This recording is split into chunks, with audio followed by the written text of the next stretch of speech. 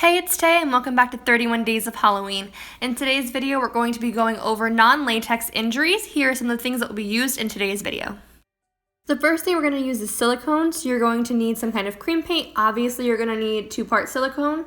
You're going to need some kind of powder to set everything, and you're probably going to need a foundation, but this is optional. After you've mixed equal parts of A and B, you want to put down a layer that is thicker in the middle than on the edges, and you want to blend out the edges before cutting a slit down the middle. In order to do this next one, you want to put down a long glop of silicone and blend out just one side, the thinner of the two sides, and you want to keep the other side nice and thick. Repeat the same thing on the other side, but you want to make sure that your thick sides are both on the inside facing each other and that your thin blended out sides are on the opposite ends of the wound.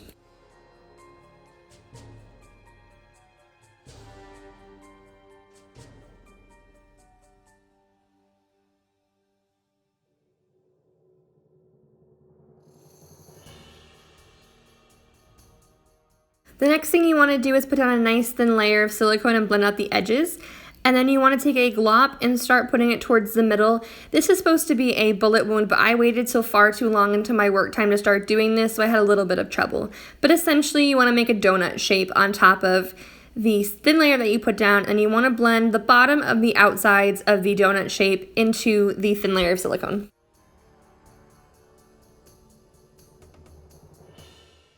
Next one is much chunkier, and I didn't have anything to kind of show you here, but you could put this kind of one around devil horns or around Frankenstein bolts.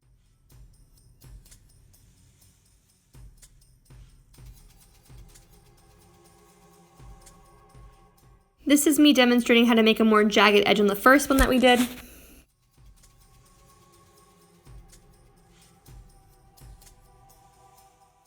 And this is another way to make a bullet hole.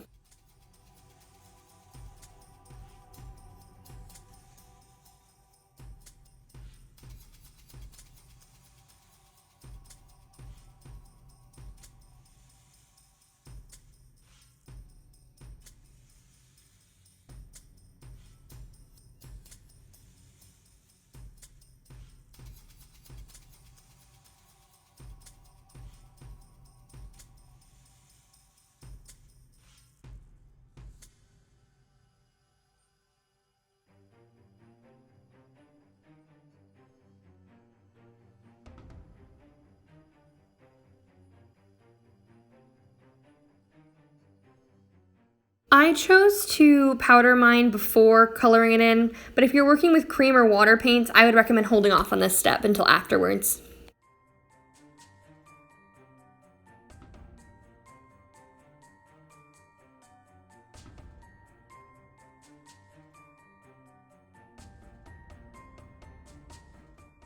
I dealt with all of these wounds how I deal with most wounds, where my base color was a medium shade of red, and then I would darken up, not on this one, but on other ones that were thicker, I would darken up the inside with either darker shades of red or black, and then I just added a foundation on the outside. I have to warn you, I didn't do a great job blending on my edges. I didn't realize until much later than this. This foundation is not forgiving. You will see the fact that you didn't blend out your edges. So if you're going for realism, be super, super careful about your edges. So you want to warm up the downsides of silicone, which is that it's kind of expensive. It has to ship on the ground. It doesn't have a very long work time, and it takes a while to cure, as well as once it's there, it's very unforgiving. So those are just things to keep in mind if you choose to go this route. Moving on to scar wax, you're going to need some cream colors and some scar wax. Starting with the bullet hole, you kind of want to make a donut shape and then place that down on your skin. You can use glue if you'd like to, but I wasn't wearing this long, so I chose not to. And then taking your spatula or whatever you're using to put this down, start making attachment points. They don't have to be perfect, because you can go in and blend everything out later.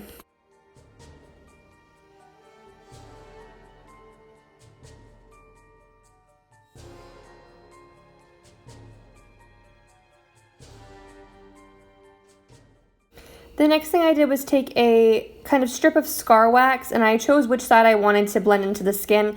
And as you can see, I'm blending that into the skin, leaving the other side kind of jagged and up. And then I'm repeating with on the other side the exact same thing that I just did to make this a cut.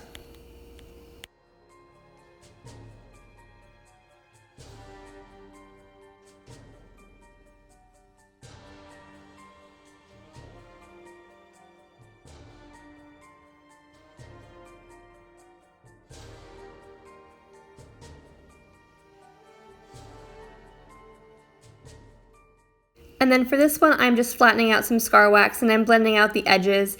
And then as you can see, I'm just going to put a slit down the middle.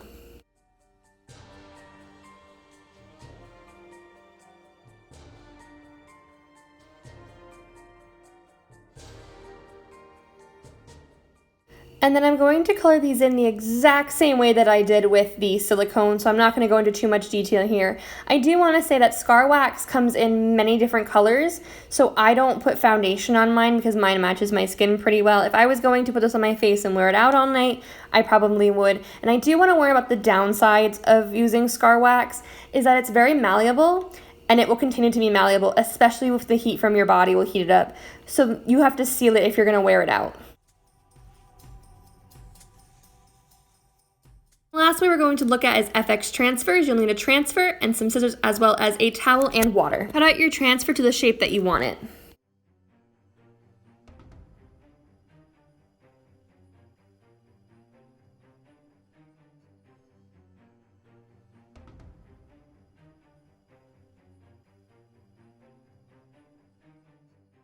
You're going to want to peel off the plastic layer on top of your transfer and then figure out specifically where it's going to fit onto your body.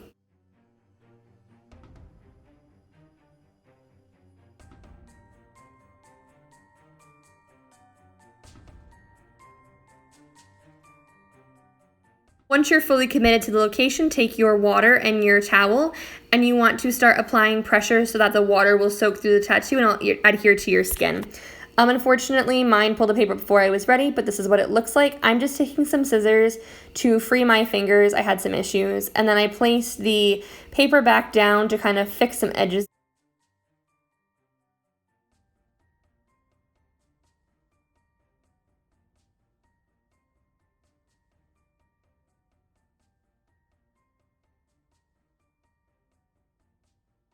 Is optional for this look. Pros, it takes away the shine.